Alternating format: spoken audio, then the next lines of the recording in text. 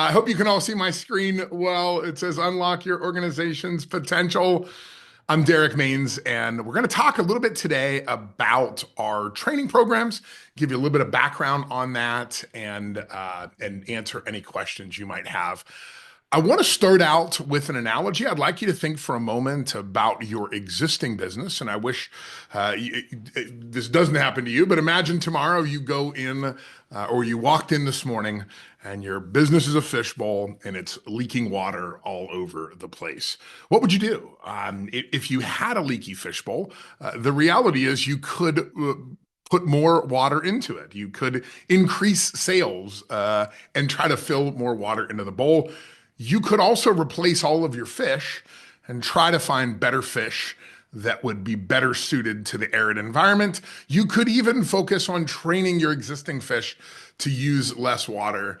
But the truth of the matter is, we've got to fix the bowl. The problem is not the sales. The problem is not the people. The problem is the structure of the bowl. We may have all heard that the 5-year failure rate for business. I'm going to stand up. You know me and my energy. I like to get going here. The 5-year failure for business is 70%, but that is actually not true. The 5-year failure rate for business is actually only 48%. And if that business has been systematized and franchised, it falls to a mere 15%. The 70% number that you've heard and likely have thought about is actually for companies that make the Inc. 5000 list, meaning that companies that focus on an incredible, heavy, fast growth have a much higher probability of going out of business than those who don't. They don't go out of business. They essentially grow out of business. They build an organization, and when something happens and they have to slightly draw back, they find themselves without any scaffolding and everything falls apart. Instead of focusing on growth, what they needed to do was focus some attention on efficiency, creating efficient systems and processes that would have helped them in that journey. We want to move in our organizations away from detection of problems to the actual prevention of problems is where we need to be. On a dashboard, when we're looking, all we can really see is what did happen. We can see how things occurred, but what we want to move to in our organizations is the ability to prevent things from happening before they even happen. To do that, we have to change the way that we think about business from always focusing on events and behaviors to instead focusing on the structure of the system. If we are focused on events, we are constantly chasing the ball like my dog does down the hallway. If you throw a tennis ball down there, he will bounce off every single wall to try to get a hold of that. And that feels a lot like the management that we're used to every single day. If we're focused on behaviors, we're trying to use psychometrics, we're trying to use behavioral assessments, we're doing Colby and predictive index and culture index, and we're really careful in our hiring, and we have this firm belief that if we just could get the best people, everything would be okay. But 100% of all the businesses out there are focused on getting the best people, and it's not going to be okay. The truth of the matter is we can focus on the structure of our systems and create organizations that are user-friendly, that allow people to work and obtain pride and joy in their work. We need a focus on the system. The system, the process in all of our businesses come from only two sources. It either comes from evolution and mutation, or it comes from intelligent design. I'm here to talk to you today about our program to help you become intelligent designers of your system. We have been training for about a year now on our methods and have really advanced that training and just graduated a class last week that really has a deep understanding of systems thinking, operational excellence. They understand how to map out their organization, how to find trends, how to make interceptions inside their business to move from just detection to prevention. They understand how to set the capabilities of process. They understand how to measure process, and they now know how to overlay multiple different things on top of process maps so that they can gain a better understanding and have a true visualization of their business. As W. Edwards Deming once said, if you can't describe what you're doing as a process, You don't know what you're doing. And the truth of the matter is, this is so true in so many of our businesses. We really don't know what we are doing. And we see this every day in the maps that we build with organizations. People that have worked together shoulder to shoulder for 10, 15, 20 years, when we ask them to visualize it and put it up as a map, by the second or third node that's up on the wall, there's already conversations about how people are doing it differently. And the reality is, when we have variation in our business, it's very, very difficult for us ever to obtain any level of certainty. This is why I want to talk to you today about our 3-day operational excellence boot camp to get trained as a process fixer. We do this here in Tempe, Arizona. We've done it on the road as well. We've got Idaho right now. A number of organizations have asked us to come to Idaho to train their operations teams, to train their managers to be systems thinkers so they can go out and begin to deploy these ideas inside their organization.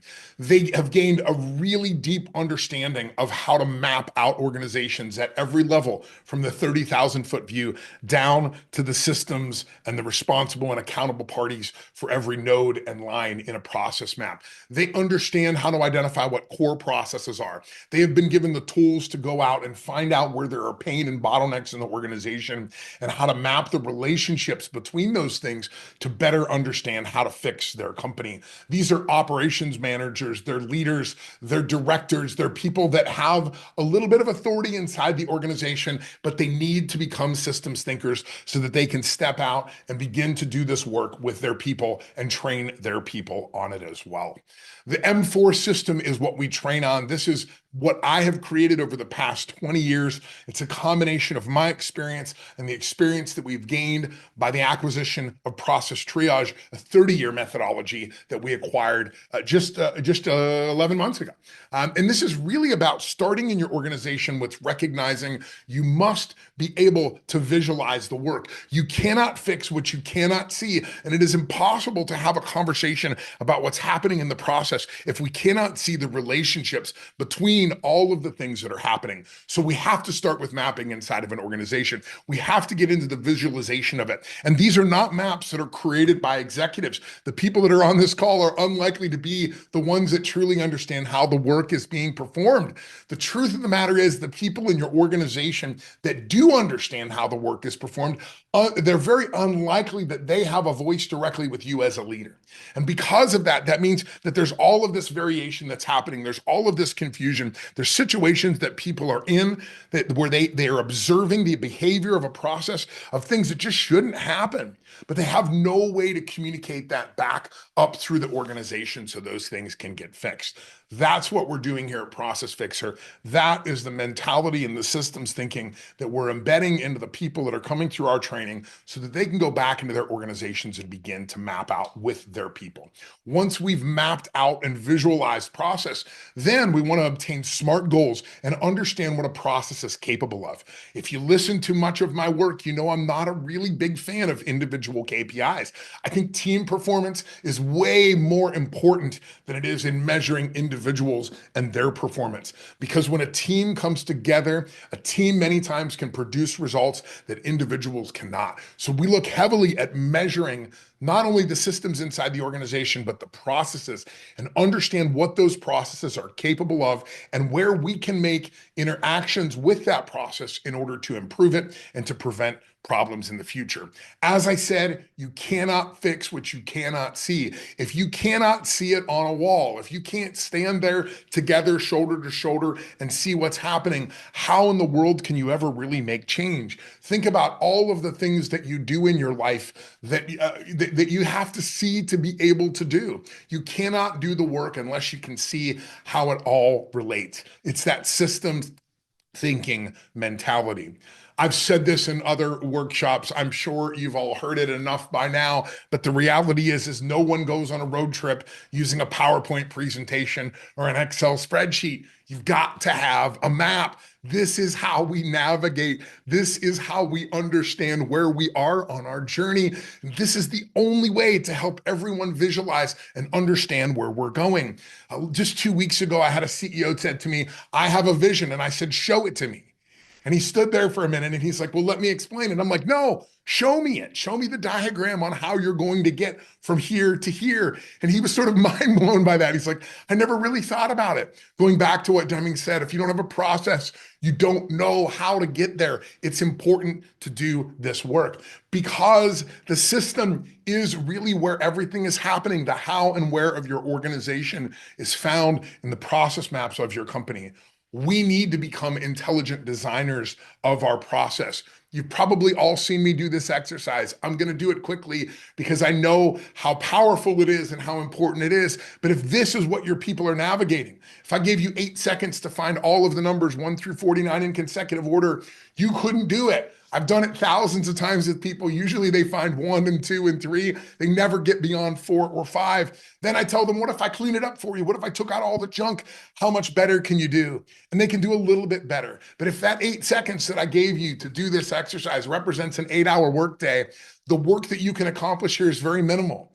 But what if I told you there was a process? 1 is in the top left-hand corner, 2's in the center middle, 3, 4, 5, 6, 7, 8, 9. Very quickly, you could understand that pattern and you could begin to make change inside that organization. You could find things more quickly. But what about this? What if we just moved our organizations to making them look like this, make the work user-friendly and easy to do? Then we won't have so much waste of waiting, looking, and checking all day long, trying to figure out how to get things done. When the system looks like this, work is easy to do. And if I ask you to order the missing numbers here, it would take you half of a day. If I ask you to do it here, it would take you just a fraction of a second. The reality is that with a process, we become almost 600% more efficient. That means a person can get done 6 times more work than they could have without a process. When we systematize it, truly it is infinite what we can accomplish. If any of you have been through any of my recent Vistage talks, I talk specifically about Kaiser, Henry Kaiser, and how this man who was not a shipbuilder, but got a shipbuilding contract during World War II, how he took what professional shipbuilders took 244 days to do, and how with unskilled labor that he trained on his own, that he focused on making them efficient, they were able to accomplish that same goal in 4 days, 15 and a half hours. Professional shipbuilders, 244. Amateurs taking a fraction of the time because the system is what mattered. We've got to move our organizations from sufficient to efficient onto resilient systems. So how do we do that? What do we train on in this class that we bring people to? It is 3 days and it is 21 hours of really deep instruction, playing games, mapping out processes as a team, mapping out individual processes, and understanding from a 30,000-foot view on down into the trenches how to map out and measure an organization. We start that off with this topographical map that we call a system of the systems. It is about understanding the core drivetrain of the organization and the supporting functions. Here in the center, in this one, we've got 5. This is what drives the company.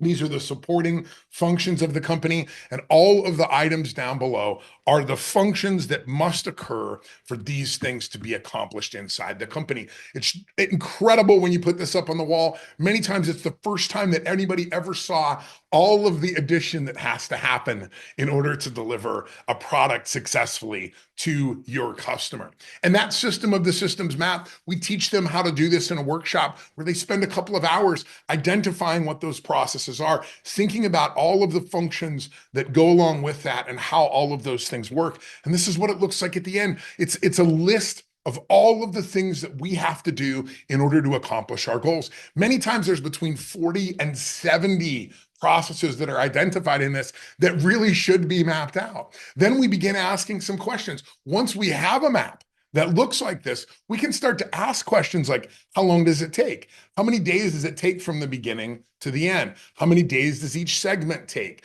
What is the average amount? What is considered normal? What is abnormal? What's the fastest way to get through this process? Once you begin to understand each and every one of those things, it is amazing and it is fascinating with how it opens up. I just did a workshop last week and somebody told me that just showing him these questions afterwards transformed the way he looked at his business. He drew out that map and he was like, wait, where does it hurt? Boy, it hurts right here. If there was one thing that I could fix, what would it be? It would be this thing. How long does it take me to get through this process? He believed it was 6 weeks. His people said it was 12 weeks. They went and investigated. It was like 24 weeks. So you just automatically understand the business better when you can see it. What is it capable? What's the bottleneck? What's the thing that's going to keep you awake at night?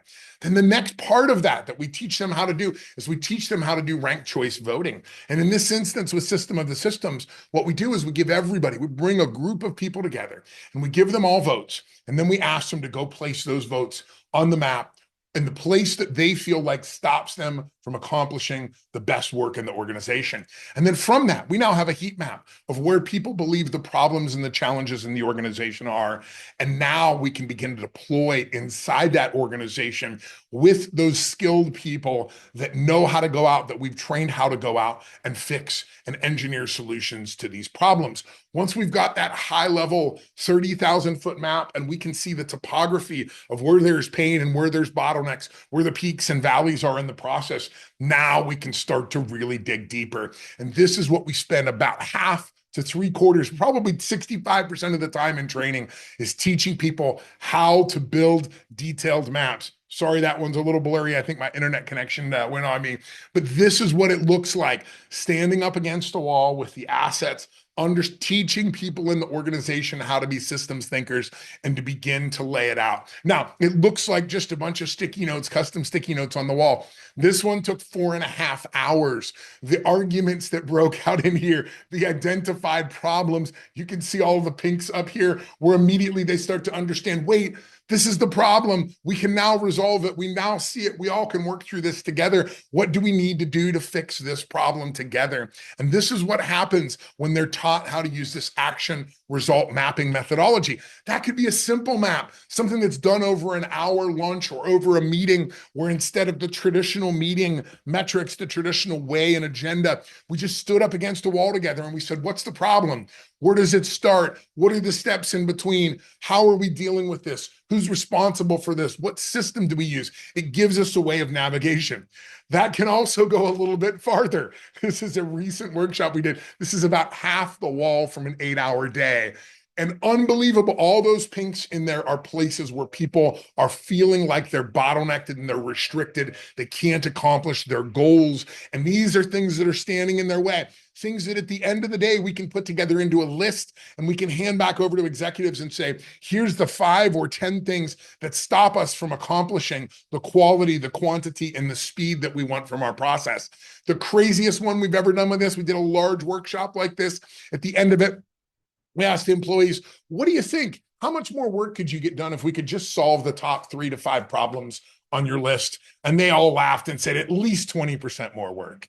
I want you to think about that in your organization. If your people could accomplish 20% more work with the existing problem by just fixing a few bottlenecks, things that were slowing them down, what would that mean to you? And my apologies, it looks like the leaf blowers are going to come past my window here right now. The most important part of this exercise, though, is bringing the people together, understanding how to facilitate these workshops inside your organization, and having people that can do that, that understand how to do this work, bringing people together, having them map out their process, have deep discussions about what's happening, what's missing, and how we can improve for each other together. It's interesting because in many of these, a lot of empathy forms as well. When you start to see the problems that other people are dealing with, you too also begin to recognize how your pain is related and how it all works together. Here's a company that we're finishing up a project with right now, 14 process maps to map out the organization, to navigate the organization. We're now changing over their sales process to giving process maps to the salespeople so that they can sit down with the customers and say, here's what it's like to engage with us. Here's where we're going to have challenges. Here's where there's going to be a bottleneck. Here's where we really need you to be on point and make sure you're getting us the information that we need. The reality is that once we have maps, once we're able to visualize, once we train your people on how to be systems thinkers and how to use these tools on a daily basis to map out process and systems inside your organization, then we have to teach them how to obtain certainty inside the organization. The more variation there is, the Heisenberg uncertainty principle says that variation is the problem. And if we want to obtain certainty, we've got to decrease variation. We've got to understand what process variation is, how it works on a daily basis, how process organizes and works in our business. And then we have to understand what are the special causes and the edge cases. And we have to have tools to know how to navigate through those. I hope you all can't see the blowers here. We got a little bit craziness. We're going to teach them how to understand how not just to find problems inside the organization, but what problems should we act on and which ones should not be acted on. What's the normal process variation, and then what falls outside of that. And we do that with a process of statistical control charts, something that we teach, a back of the napkin exercise that by the time they leave here, they are masters in understanding how to measure time, how to measure quality, quantity, and cost, and how to look for variations that are happening in the system that they can then step in and help to affect. We teach them how to obtain process capability goals, to think about not putting goals in your individual people, but put a goal on the system and then focus the people and mobilize them to help improve that process. Find what's wrong, what's going on, find the bottlenecks, improve those bottlenecks to improve the flow of the system and make it more user-friendly. Once we have maps inside the organization, we can become very highly navigable. We can become user-friendly by using overlays, looking at the map and then asking ourselves, who's accountable for this bubble? Who's accountable for this line? Who's responsible for this? Who needs to be consulted if a change happens in the process? What software and tools get us from here to here? How long does each segment take? How long does each bubble take? Where is their work in progress? Are we checking on quality? It's fascinating to me time and time again. When we begin laying software and tools over this, we find redundancies. We've now had in the last 6 months, one company that found they used 3 different project management softwares and they had problems with internal communication, and another one that used 5 different project management software inside the organization. And then they complain that there's a problem with internal communication. Of course there is. They didn't know that they were all using different tools. So it's really important being able to extract and determine who's responsible for each bubble in this process map, who's accountable, who needs to be consulted and informed on these things. What's the moment of truth? When does the customer touch this? How does the customer journey overlay the maps in our organization? Mapping out what systems and tools are being used throughout the process. We had this happen years ago at Fat Scooters where we had these beautiful snap-on tools with the big covers and all of this amazing thing. And one day we went out and we asked the guys, anytime you take a tool from your toolbox, leave it laid out on your tray at the end of the day. We found we only used 6 tools. We had these huge workstations with all these great tools. We only needed 6 tools, narrowing it down, saving money along the way, looking at the demand, looking at how much time things take. What's the unobserved time versus the time where they're having to try to get this project done while they have other priorities going on. Demand and traffic flow, understanding how your organization works, even being able to lay it out as a database and say what functions need to occur between each of these bubbles and circles in order to automate this business and maybe bring AI into it. At the end of the day, we want to teach them about pain, how to extract pain from people, not talking about pain with each other, but talking about systems pain. What about our process and system harms you, stands in your way, makes it difficult for you to do your work? In fixing those problems, we fix the organization at the highest level. We want to move from training and enforcement, traditional American management techniques of training people and then enforcing that training and holding them accountable. We're going to teach your people how to analyze and design solutions.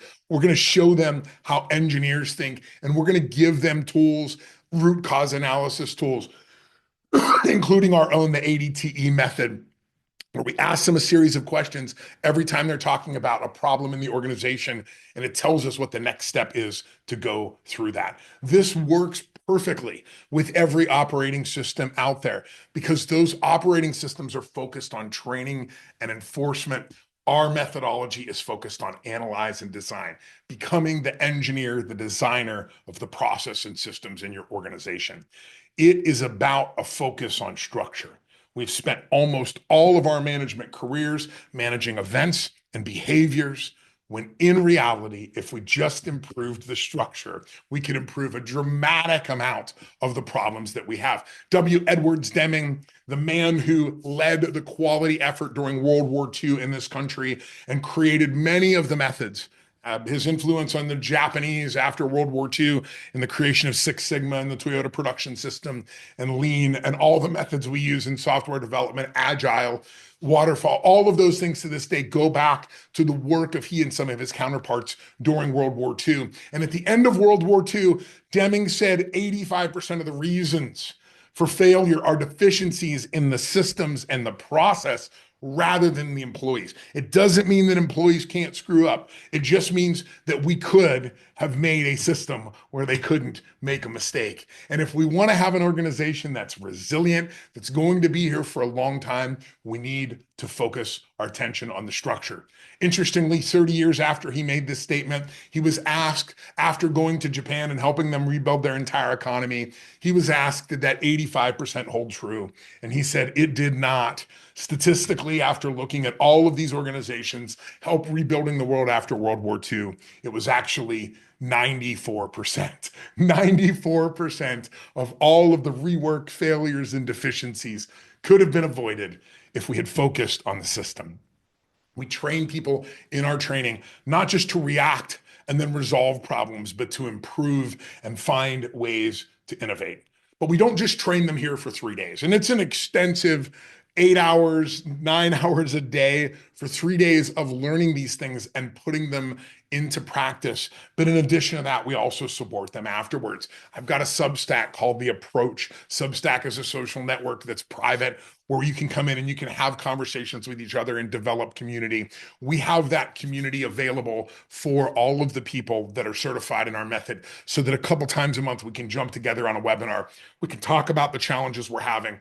And I can present them additional tools that I can't even train on in the 3 days that they're here. I probably could bring them in for 2 weeks and train them, but I've got to establish that base of how to map, how to measure, how to manage and mobilize people in the organization. And then from that, we bring in other tools to help them grow your organization from the bottom up and truly improve the systems and processes that you have. So what will attendees gain? Like I said in the beginning, they'll learn how to map out the organization. They will understand where to start. They'll understand where to prioritize and how to prioritize process improvement inside the organization and to start in places where it needs it most.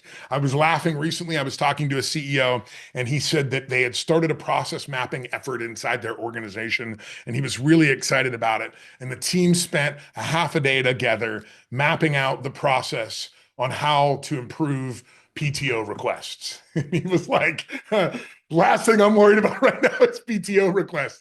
Focus on where there is pain. Focus on where the majority of the people feel the bottlenecks are. That's what we need to do first. We're going to teach them how to analyze this, how to improve systems, how to map and measure the relationships, the paths, the patterns, the moments, the threads.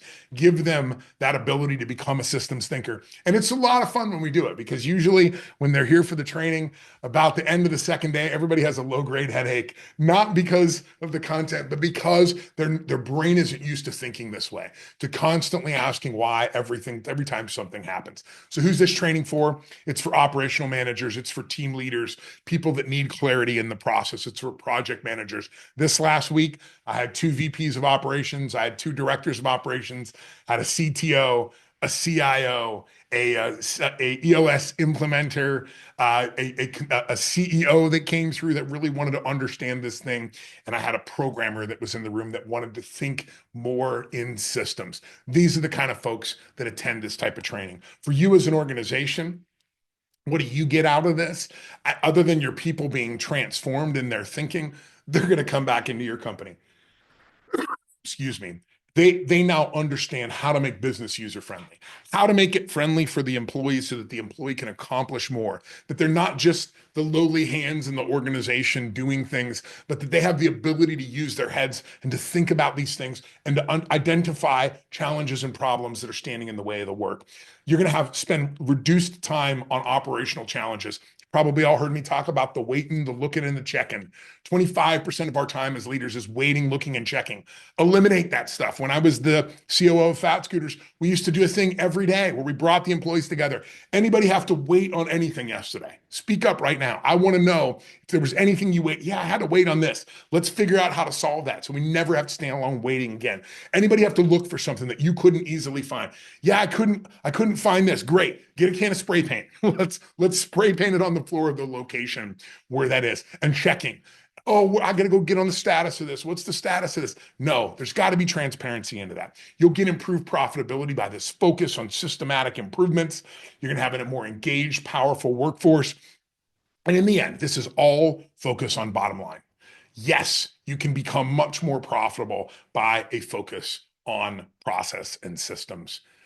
We've got a lot of dates next year. Some of them are here in Tempe. We try to do them here in Arizona during the nice times of year where you want to be here. And as you can see in the August, September, October, we're open. We may be a traveling roadshow, North Carolina. We've done these in a couple of different places. Really, I want to close with something very important. Then I'm going to open it up for questions, and feel free to throw any questions that you might have in the chat.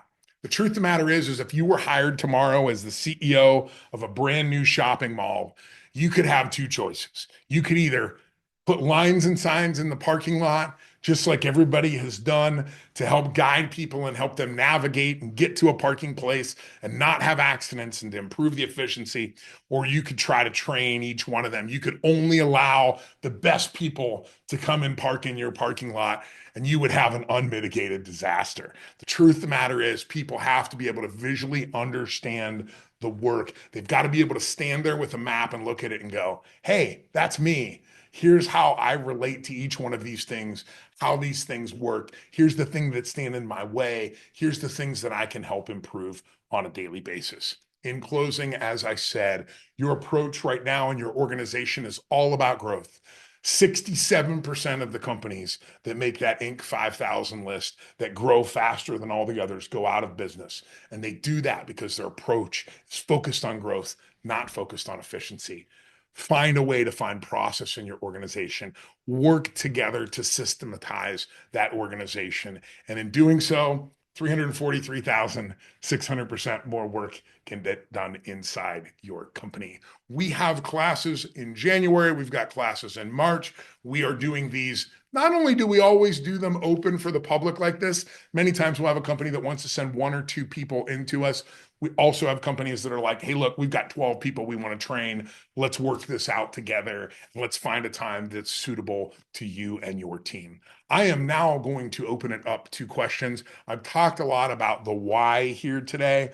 The how of this is really getting your people in a seat for this training so that they can become systems thinkers, come back into your organization and work on whatever level of support you need from us. We have people that have come through training, gone back, we've never heard from them again. They're out there doing their thing. I just talked to one the other day. He's like, we're mapping like crazy. We're doing our thing. We're good. We're supported. We have others that work very, very closely with us. We've got ones that want us to build the maps, us to come in on occasion, us to help them with consulting. Whatever the support that you need, we're here for you to do that.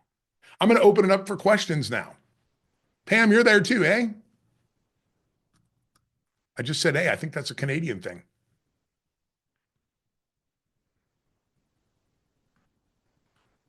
If you have a question, raise your hand and I will do my best. We will send you some follow-up information afterwards on our next training, including some pricing specials that we have in January and March and first quarter. We would love to have you come. We'd love to come to you if you need, if you've got a large enough group that you'd like us to come and do some training for. This is a 3-day, really intensive. Your people leave here with a different way of thinking about business and a focus on blaming the system instead of blaming people for problems. And that's really important because it's important that they understand that we're all in this thing together and we're working towards making our organization more efficient and more profitable.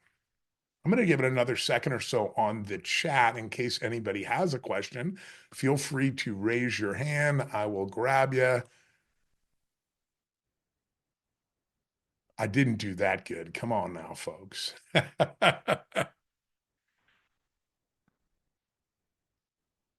Well, if we do not have any other questions, feel free to email us if you do. I will send out an email a little bit later today that explains the details on how the training works. If you have a very specific request, please just go over to the website, hit us up, reach out to us. Some of you I see here on, I will be seeing you all this week. at talks that I'm doing. I think I have 8 talks I'm doing here in Phoenix this week to CEO groups. So if you're a part of one of those, you can always come up and ask me afterwards about a little bit more detail on this.